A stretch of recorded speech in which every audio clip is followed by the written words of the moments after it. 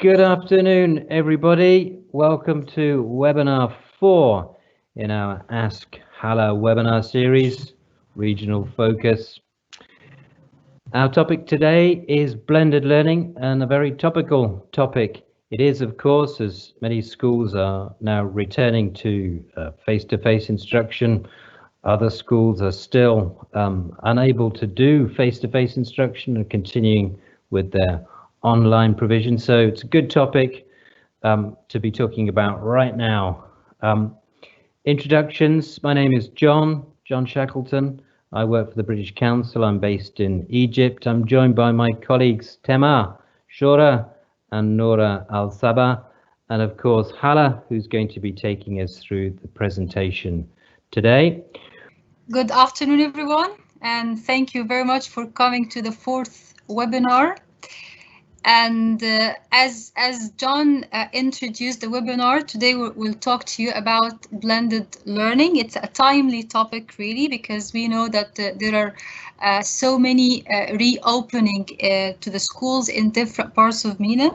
We know that these are the plans in several countries in MENA. Probably next month, the students will be back to schools. Some schools will be open fully. They will attend face-to-face throughout the week, and some schools will deliver face-to-face, partial face-to-face teaching, plus some online learning from home. So I hope you find this webinar a little bit relevant and useful to what's happening next month in your country. So just a quick flashback.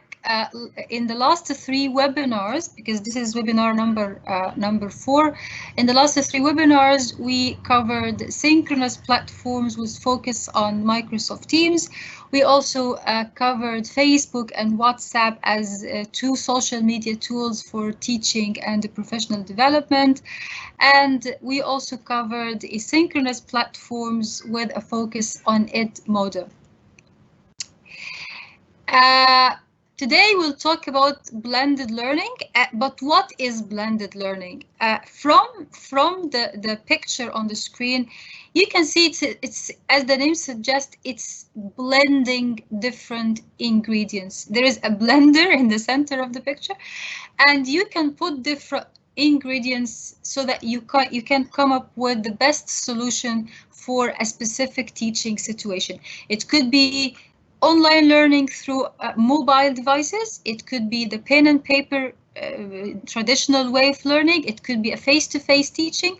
It could be project-based learning. It could be using social media like Twitter and Facebook, using video streaming like YouTube. It could be anything, really. But the key point here is that you don't throw the ingredients into the blender haphazardly or randomly. You make informed choices and you make informed decisions. You put the ingredients in the blender to mix deliberately, on purpose, according to a plan.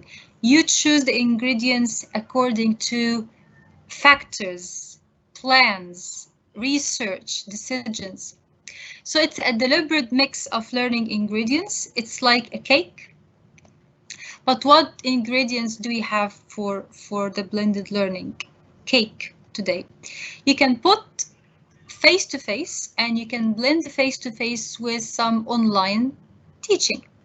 And this online teaching could be synchronous, like what we're doing now, using Microsoft Teams, live events, live sessions. Or it could be asynchronous, like using Edmodo. And I know some of you who are joining us today have already started using Edmodo and joined our community of practice on the Edmodo platform. Also, you can throw inside the blender and blend all of this with a couple of social media apps or social media platforms like Facebook, WhatsApp, because you want to get the benefit of the popularity of these apps. Or you can go totally offline. You can use printed materials or soft copy materials like the PPPs, which we're also using with our community of practice leaders, and they are also published for everybody's use on the Teaching English website. Or you can go non-digital and use non-digital alternatives like the TV in some countries and the radio broadcasts in some countries as well. So if you're thinking about finding the ultimate definition of blended learning, and if you'd like to go through the research and the published literature on what is the definite ultimate definition, the best definition of blended learning, I'd advise you not to. Why? Because it's really hard these days to establish a universal, like one all-encompassing definition for blended learning, and you'll get lost, and you'll find that there are overlapping between a concept like the blended learning, the flipped classroom, and the hybrid model in teaching. So don't worry about these highly academic distinctions, because blended learning is actually circumstance dependent. It depends. If you go back to the last slide, see, you've got a list of components, and deciding on which platform, which medium, for which part of the curriculum you need to teach, it really varies, and it depends on today's lesson, this unit of learning, the country plan, the ministry plan, the school plan. So it's really dependent on the circumstance. So don't worry about finding the ultimate definition. What you need to worry about really is that all the ingredients you're blending together must be complementary and should achieve one ultimate goal. They should create an integrated learning environment for the students. So why blended learning? Why do we want to do blended learning? Is it because everybody is back to school next month? Is it because the ministry asked us to do it? Actually, blended learning has got a series of, a list of benefits. Although there are some doubts about the scientific credibility of learning styles, but blended learning does accommodate different learning styles, and better say different preferred ways of learning.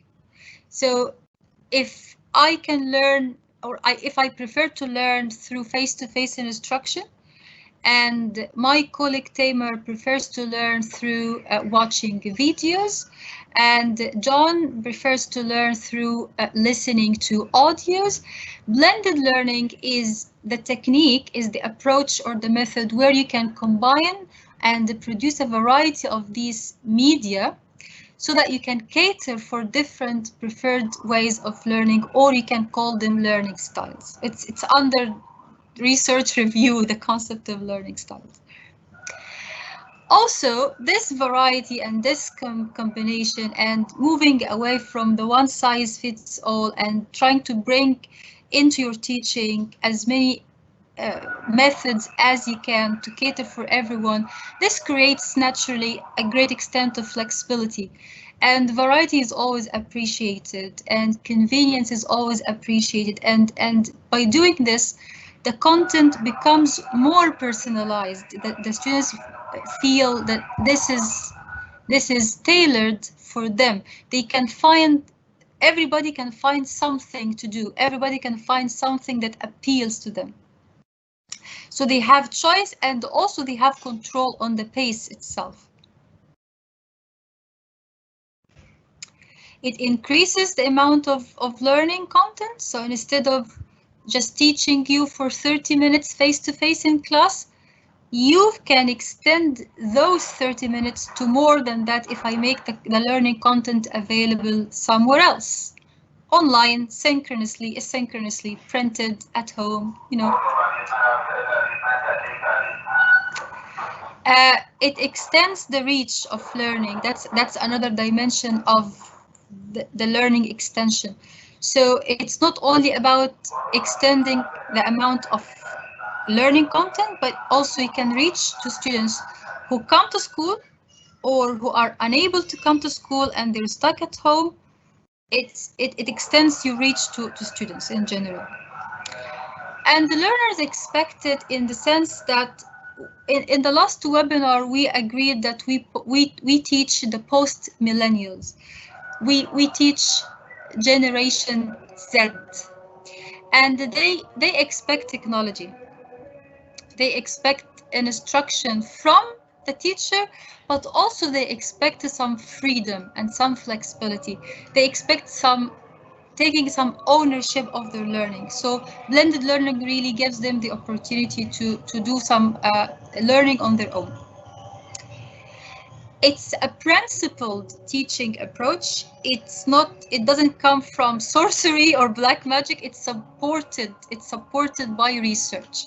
So there is a lot of evidence in research that it gives the learners a more comprehensive understanding of the course, because I try understanding the same concepts once through face-to-face instruction, then once through listening to videos, then once through accessing PDF files, then once again through working with a group on a worksheet. So I have more than an opportunity to understand the content. And of course, in this way, it's more effective. Also, talking about research and the theory of social learning, it actually hits this point. It supports social learning and interaction because you're not 100% isolated behind the screen now. You're going to have both of them. You're going to have the beauty of both of them.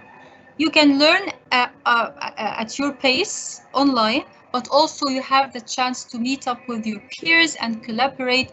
And also you have the chance finally to meet up with your teacher for some one-to-one tutoring. Last but not least, really the teacher empowerment. If you can design your own course and if you can decide on the elements and the medium you're going to use to deliver a specific learning content, you feel you're empowered. And also, when we talk about the online part of the blended learning, the applications and the tools you're going to use are going to provide you some data on the learner's progress. And if you can check the learner's progress, you also feel empowered. You're in control of things.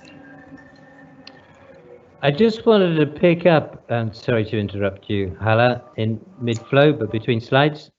You make mention of, I think, two really important points that I think are common themes throughout this webinar series, and that while lots of things have changed, that in many ways those fundamentals have not changed. And what you mentioned around informed choices that teachers make and deliberate choices in line with what the learning outcomes are that you've established for your learners is a really principled way that will inform how you bring different mechanisms, different kinds of learning together. And I think that's a really important point to stress. And I think the other thing, the other theme that's running through this webinar series is around one aspect that in many ways the virtual world really brings to our attention, and that's learner autonomy. And I think that making it possible for learners to learn in different ways is a great beneficial aspect of that virtual environment. So those two things, informed choices that that teachers make, and also learner autonomy, I think they're really key to what we do generally, and specifically now when we're thinking about virtual alternatives. Absolutely. Perhaps these are two privileges of COVID, if it does have any privilege, but we've been talking a lot for years and years about learner autonomy and how to make them more independent learners. but I think by using digital alternatives and the blended learning, they are on track, or they are on way to become autonomous anyways. Thanks, John. Now, is blended learning the best thing in the entire world? Is this the best approach we can adopt? No, it does have its pitfalls. For instance, digital literacy. Think about, do you think all your learners at the same level of digital literacy or digital competency?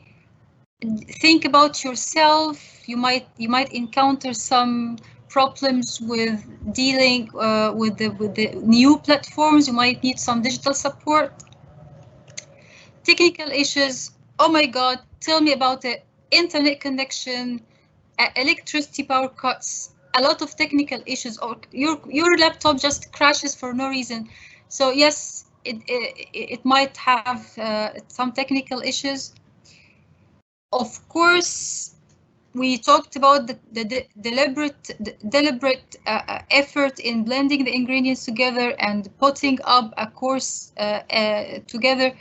This requires some additional and extra work from the teacher's side. Of course, it's not anymore the book, the course book, and the whiteboard and your marker. It's more than that, which means more work and more effort for the teachers, of course. Yes, cognitive load on students. Now, students are required to figure out different pathways in their learning, different ways of perceiving the same content. Not all of them are the same level of cognitive abilities, so bear in mind this element as well. So that could be a challenge too. Credibility of sources and academic integrity. It's the online world, it's digital world. Plagiarism and copying and pasting answers is there. There are some online tools to a little bit to balance out this problem, like Grammarly, for example. It's an interesting tool where you copy and paste a text, which you suspect to be plagiarized from the internet, and Grammarly will tell you how much exactly of the text was copied from the internet. And the credibility of sources, making your choices and select the sources to share with the students, and whether this source is credible, trustworthy, is it better than this, is there something more effective, more relevant to the teacher's context, all of that. And one of our regional webinars as part of this program is going to be about how to select online materials. So stay tuned for that one. So how does it work in practice? How can we blend learning? How can we make the cake with all of the ingredients we have in hand? As John mentioned a few minutes ago, it's like all teaching. All of our pedagogical and teaching choices have to be principled, have to be purposeful. Why I'm doing this? Why I'm asking them to go to Edmodo and to do the treasure hunt? What is the pedagogy behind this? What is the benefit from an educational point of view behind this? So think about your educational principles. What do we want the learners to know or be able to do? And this is relevant to what we call the learning outcomes. So what do I want them at the end to acquire, to gain? What are the skills? What are the language points I want them to master? Okay, so I decided now on what the language skills and what are the perhaps life skills I want them to acquire, I want them to learn. Now, I need to think about what is the best way, what is the most effective way of achieving this particular aim to this particular group of learners. And after I do all of that, now, how can I ensure they have learned something? How can I measure their learning? Or how can I empower them, the learners themselves, to measure their own learning? So these are key questions you need to bear in mind while you're making your cake, while you're blending your learning. There are actually three key different models of blended learning. The first model is the station rotation chart. So have a look at the chart on the screen. Basically, your class is divided into 3 groups. And you have a time schedule with 3 slots. So you have group 1, group 2, 3, and you have a time schedule from 9 to 9:30, 9:30, 10, 10 to 10:30. You have 3 time slots in your day. Then each group in each time slot are required to carry out an activity. And as you can see from the chart, the activities are of 3 types. It could be an online activity, or it could be an offline activity, like the teacher is leading on it, the normal way of teaching in the class, or it could be a collaborative activity. You work with a colleague, you work with a peer student. Then the groups rotate and they change the station. This is where the station rotation comes from. They rotate and they visit stations according to a rota. There are benefits of this. You can deal with the class in the form of smaller learning communities instead of a big chunk. So you will support them when they handle the online activity. Then you will support them when you teach them as a group. Then you will support them when they work together collaboratively on a worksheet or a poster or something. Again, you work directly. You have the opportunity now to go to the individual level and work with the students and give them individual attention. And this method really works with many students. So instead of being isolated behind the screen or being one in a big group, you have the opportunity here in this model to talk one-to-one, to talk to the student on the individual level and give them individual attention and address their individual needs. And of course, you can see in what I'm saying, there is a lot of differentiation here. You differentiate your instruction. You scaffold the students, you help them acquire the language. You differentiate the opportunities of practice. You differentiate the type of assignments. So there is a lot of differentiation here.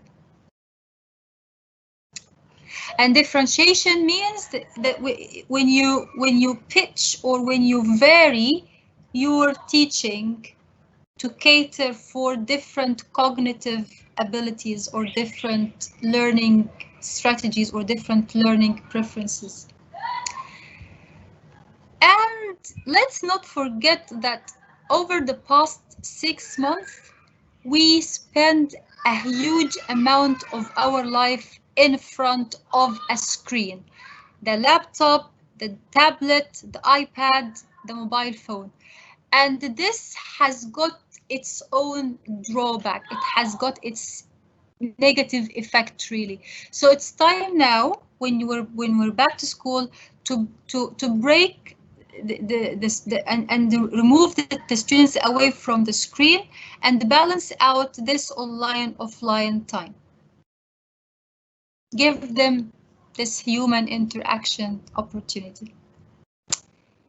The second classical model of blended learning is the flipped learning model. And the example you can see on the screen now is around a video. So you can design a list of pre-video activities. You can present them with an unfamiliar problem to solve. You can provoke their thinking by some discussion questions. You can get them to make some predictions about the video.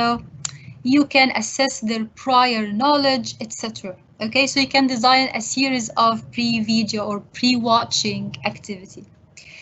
Then you can post the video, and the video could be something ready-made you found on the internet, but you made sure it's relevant and appropriate, or it could be something that you record yourself, an instructional video you produce yourself.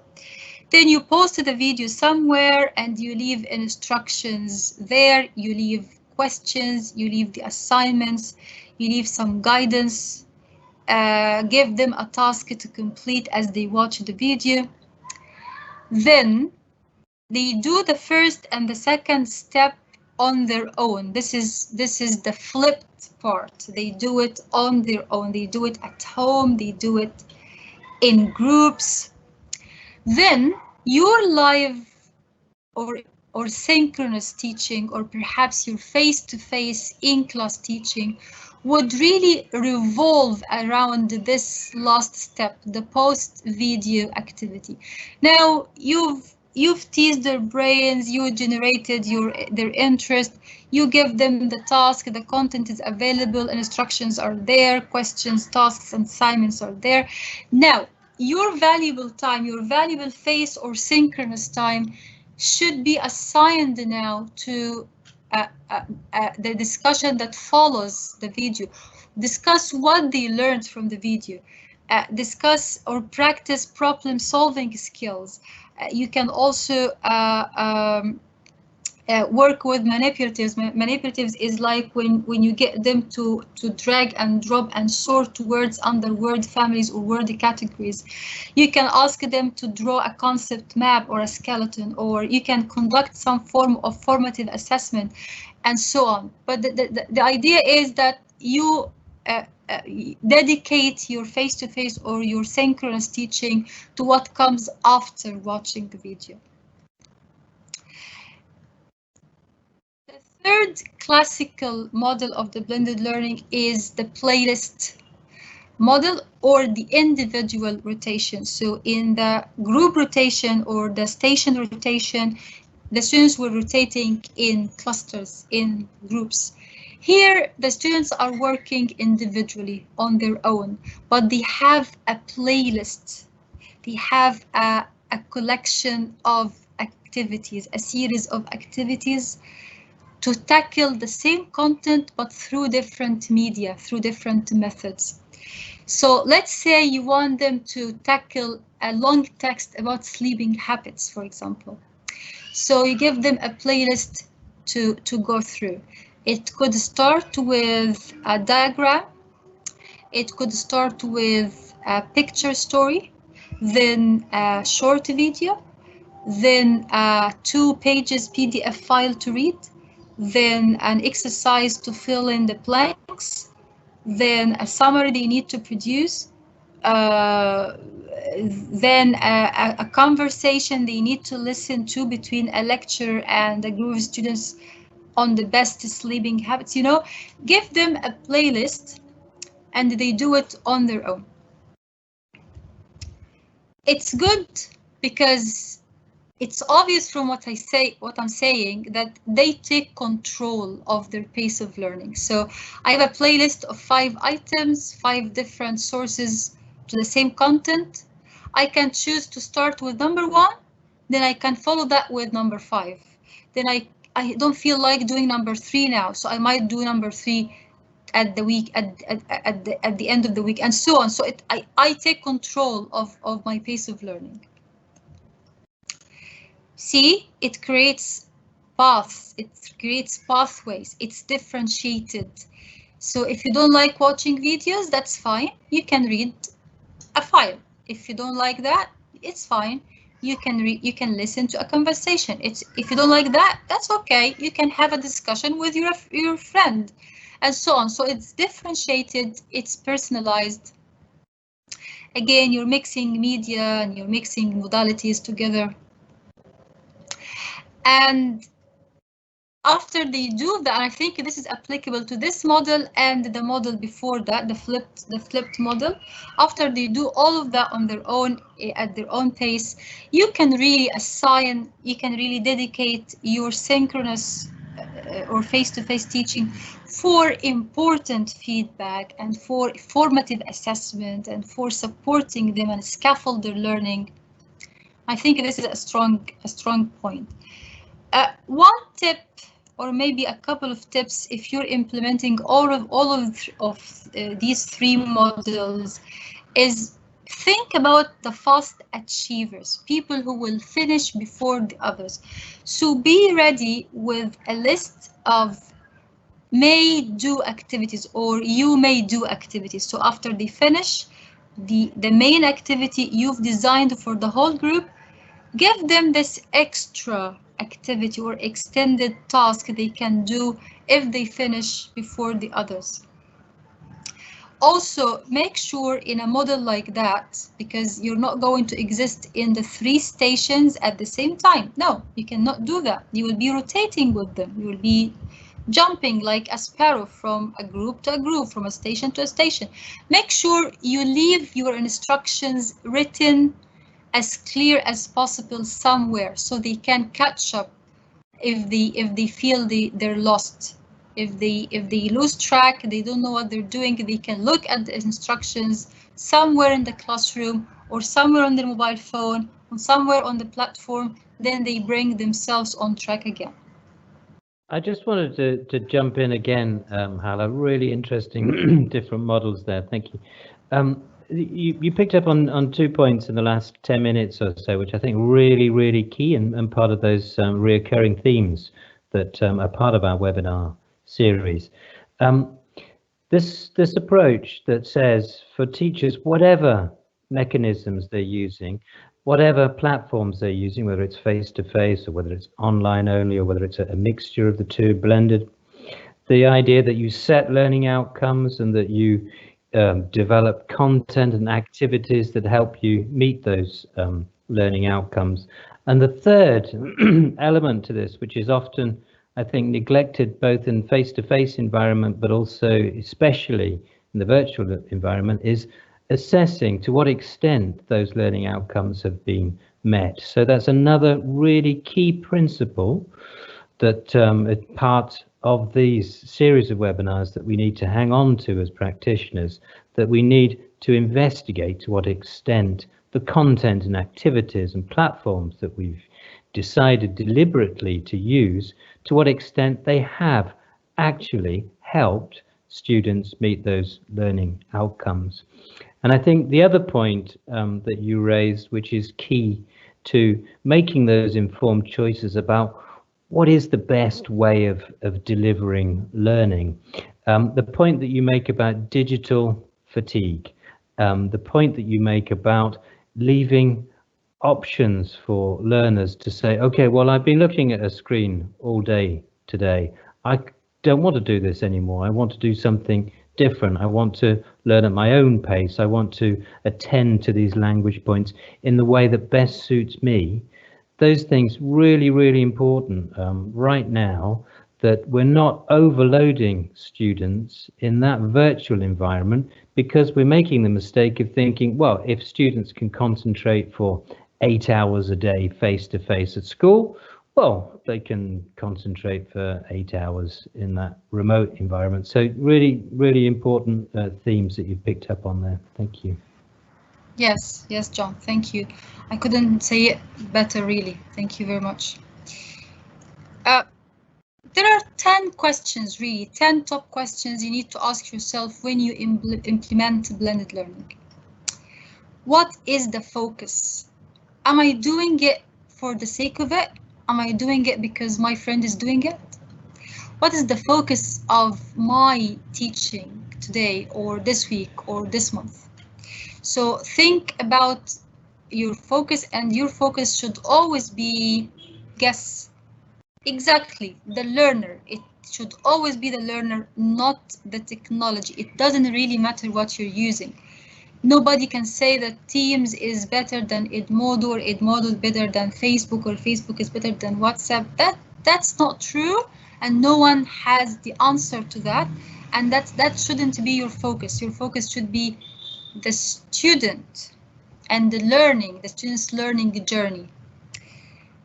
The next question is, what are the learner characteristics and needs? Now, we said that the student is the focus, okay, but what aspects of the student as a human being I need to think about?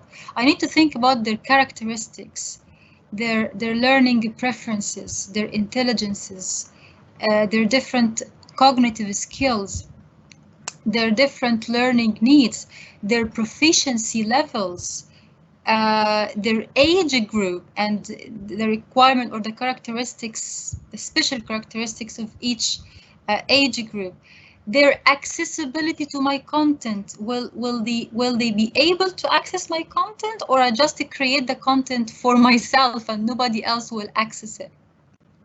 And when are they going to access it? At school, before school, at home, after school, online, offline, synchronously, asynchronously? Think about all of these. Is it printed? Is it published? What exactly? What other extra curricular resources I can share with them to support their learning?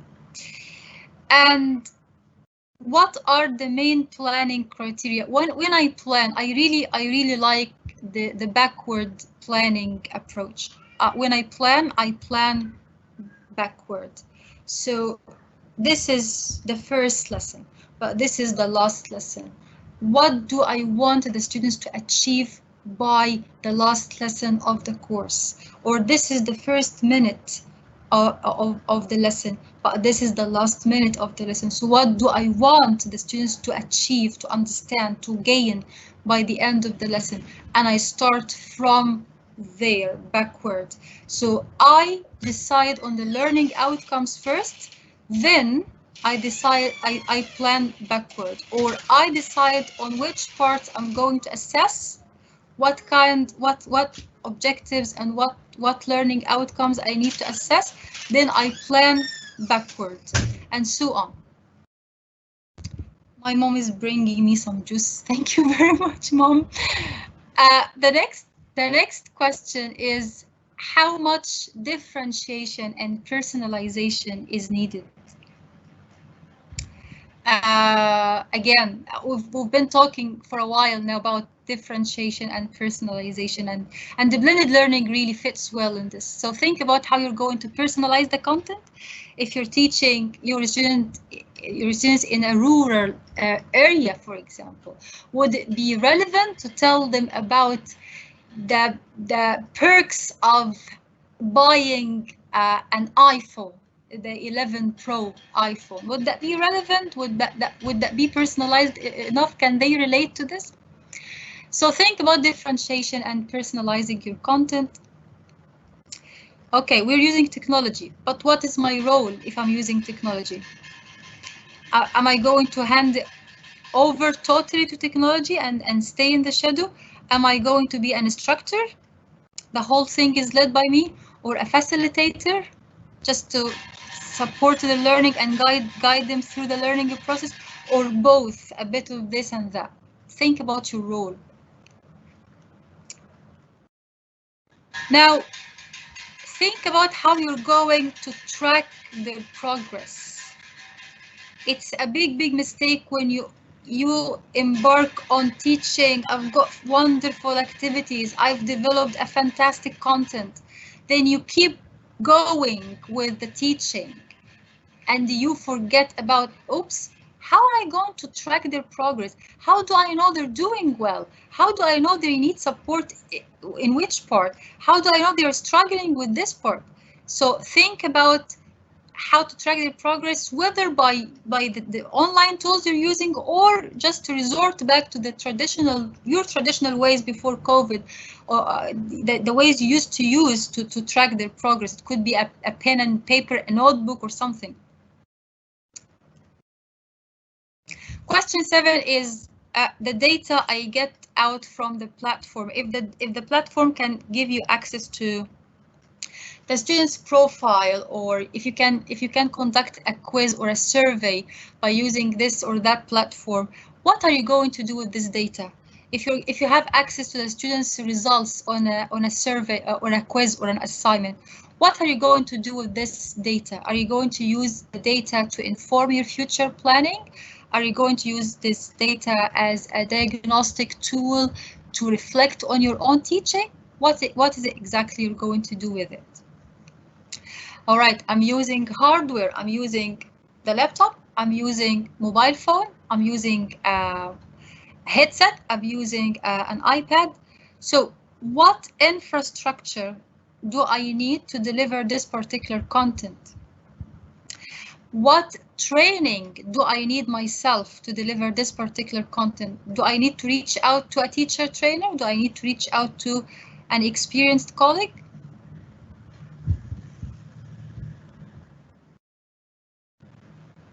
And now think about quality assurance for your own sake.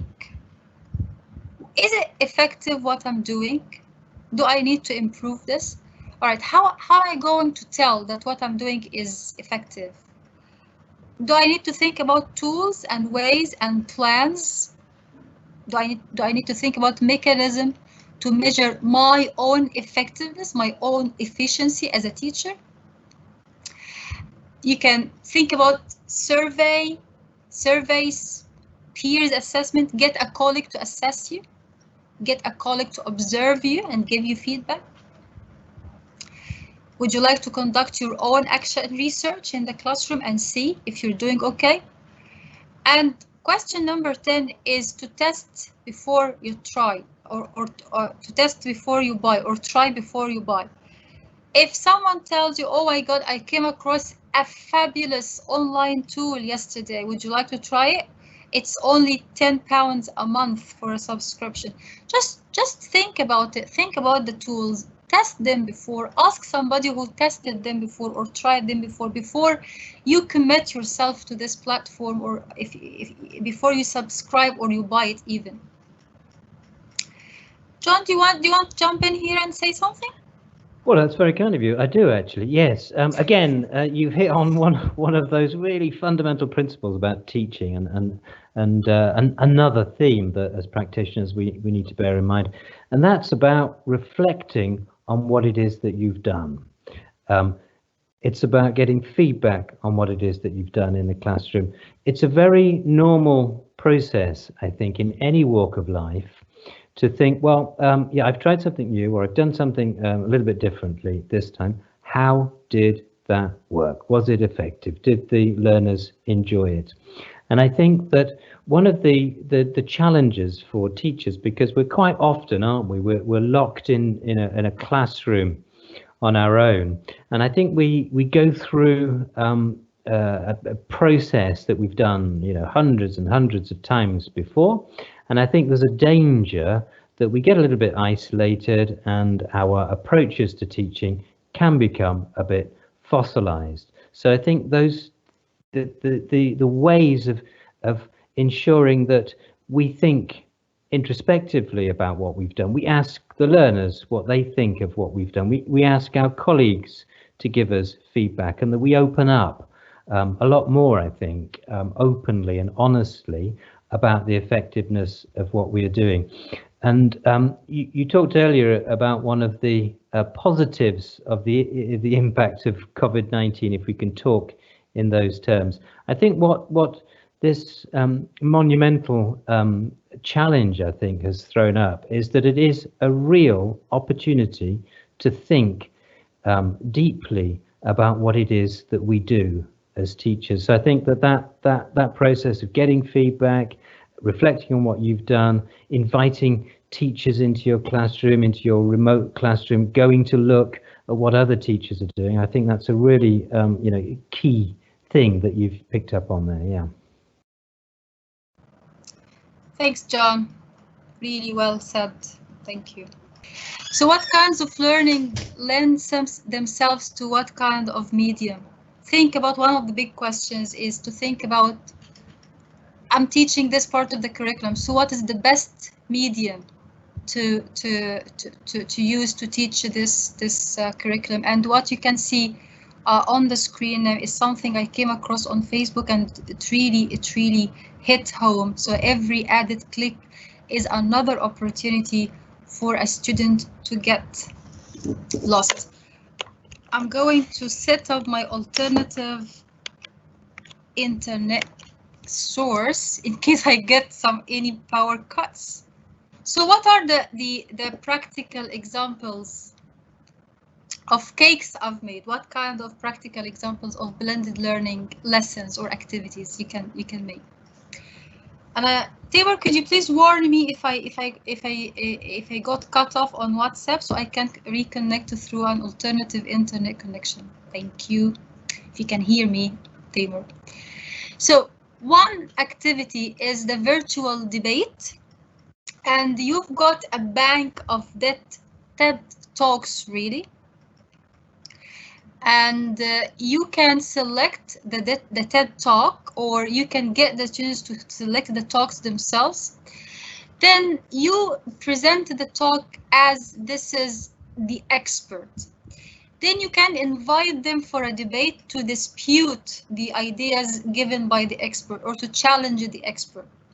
And their response to the video or to the expert could be a written piece, could be a video recording. They video record themselves to respond to the speaker. They can record a voice note and use it as a podcast episode. Or they can have a fictional debate. Somebody can play the role of the expert in the TED Talk, and the peers, his peers can play can play the other parties of the debate, and they can dispute the ideas of the expert. The other practical activity is the comical dialogue or the dubbing. So put them into groups, find a video yourself or get them to find a video online. They're going to watch the video but without any sound or any subtitles. They're going to work together on making up a dialogue, an imaginary dialogue, using the video for an inspiration. So they're going to imagine what the speakers or the characters in the video are saying to each other, and they're going to write up this dialogue. They're going to practice the dialogue together in these small groups or in pairs. And you're going to play the video again with no sound, no subtitles, but this time they are doing the dubbing. They are reading out the dialogue and adjusting the dialogue to the video. And this is going to be fun really, because they don't know what the characters are saying in the video.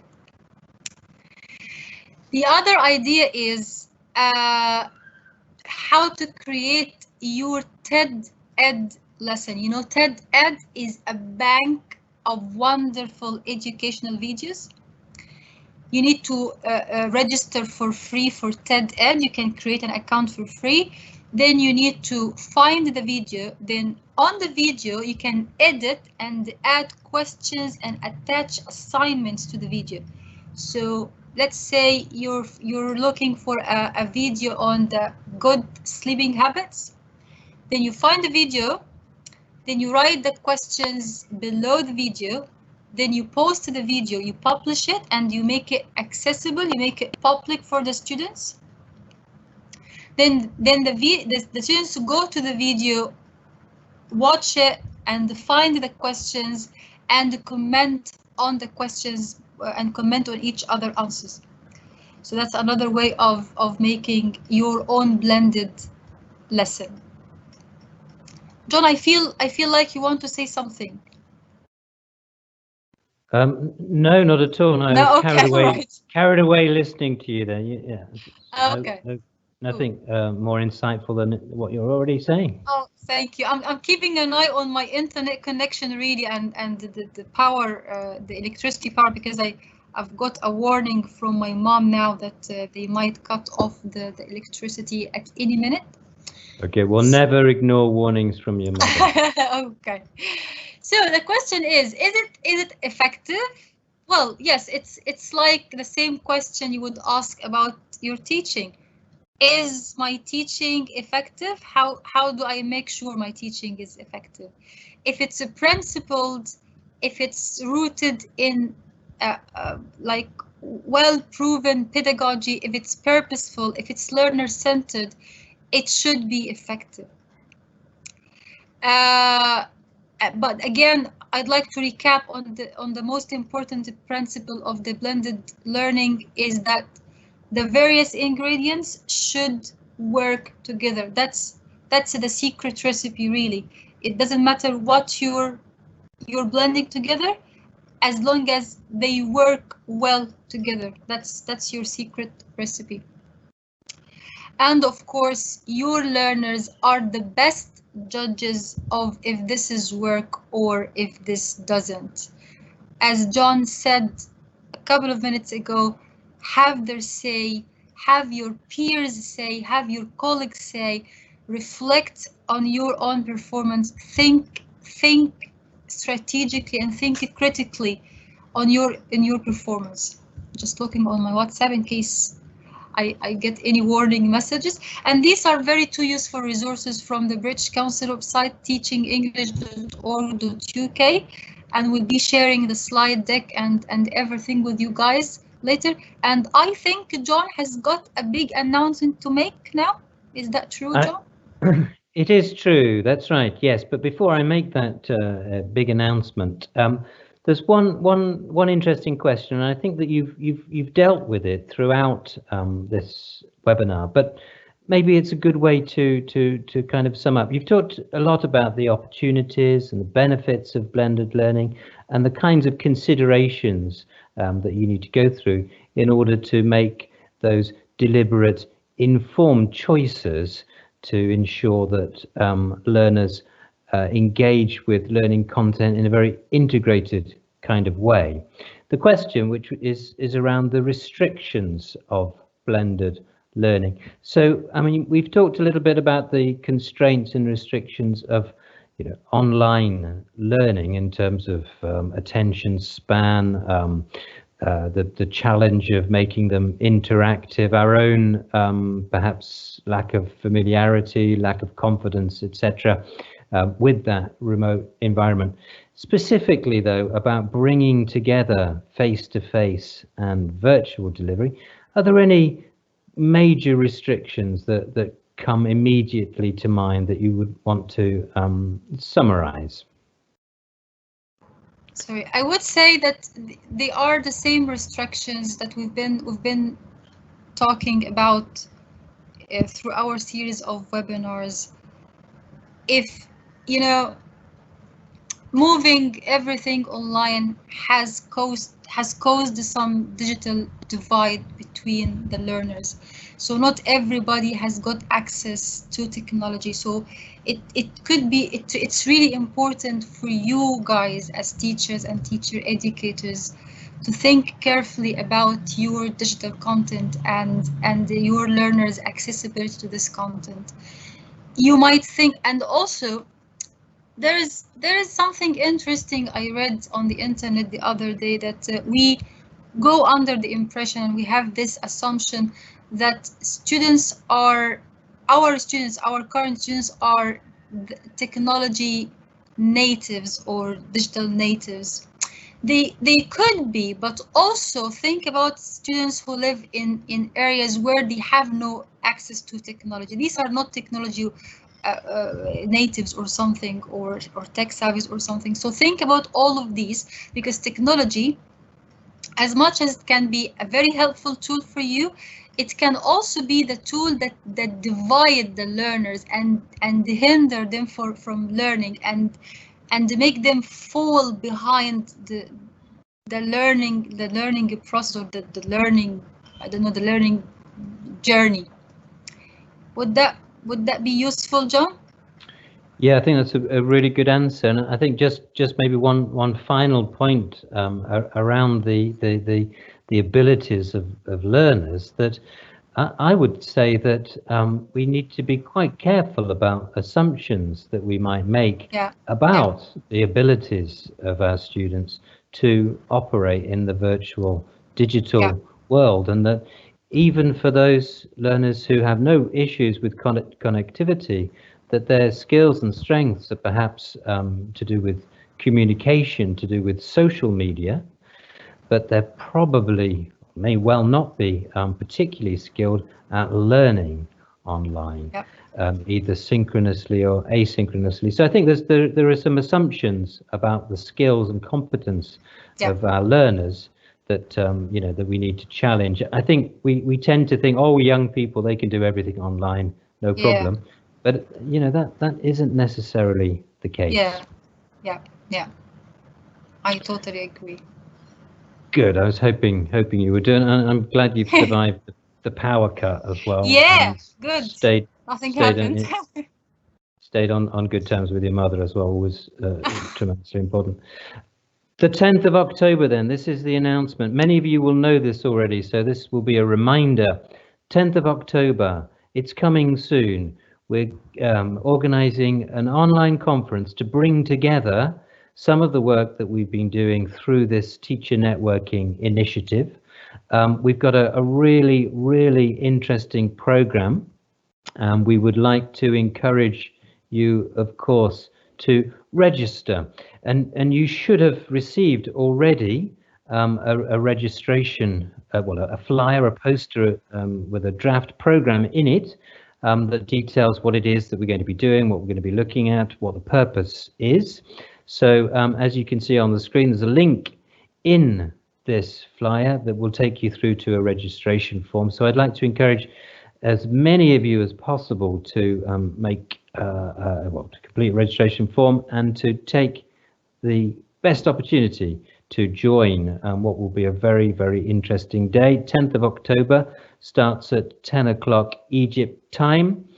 We've got we're picking up on the themes that we've looked at already. We're looking at using social media. We're looking at synchronous platforms. We're looking at asynchronous platforms. We're looking at blended learning and to build on what it is that we've done through these 4 webinars so far. We'll have panel discussions. We've got speakers from around the region. We've got lots of interesting things to say about these the themes that we've been looking at, and importantly, they will be building on these themes from their own perspective, and we'll have some great things to say about how they're managing blended learning, how they're coping with synchronous platforms, and how they're making the most of asynchronous platforms as well. So great opportunity to discuss and to learn, and we're going to take a little bit of time at the end of the day to think a little bit about the future as well, to get perspectives on that all-important balance between face-to-face, digital and non-digital, as we move into a period in many countries where schools are reopening or closing again, not yet reopen. There's a patchwork of different kinds of situation across the region, and we'll be getting different perspectives on how teachers are coping with that. Very practical, lots of ideas for teaching, so please do register for that conference on the 10th of October. It's celebrating World Teachers' Day, so there's lots of activities going on, and this is one of the many activities that are designed to bring teachers together to celebrate our contribution to the sum of human achievement, let's say. Okay, thank you very much for attending today.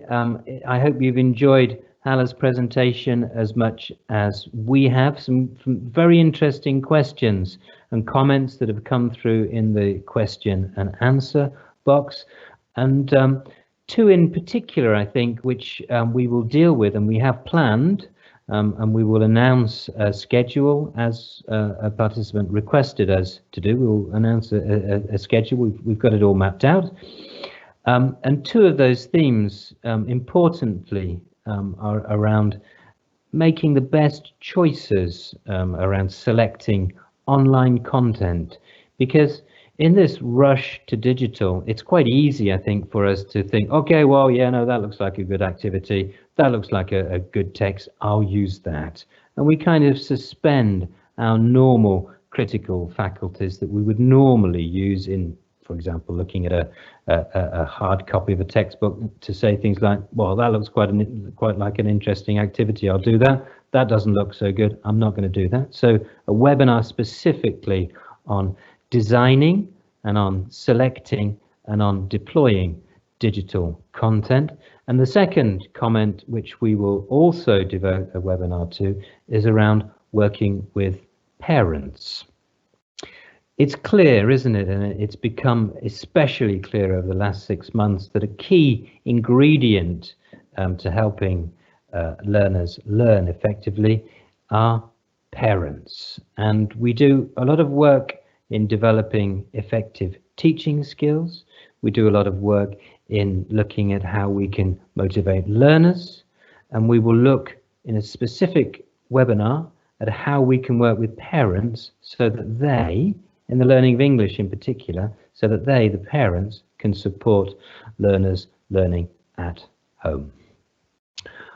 Okay, thank you so much for joining. Don't forget, you'll be able to get a recording of this session and the slides as well, of course, and we look forward to our next webinar, which will be in around a month's time. We'll be sending out invites and details on that, but it will be on designing, developing, deploying online content.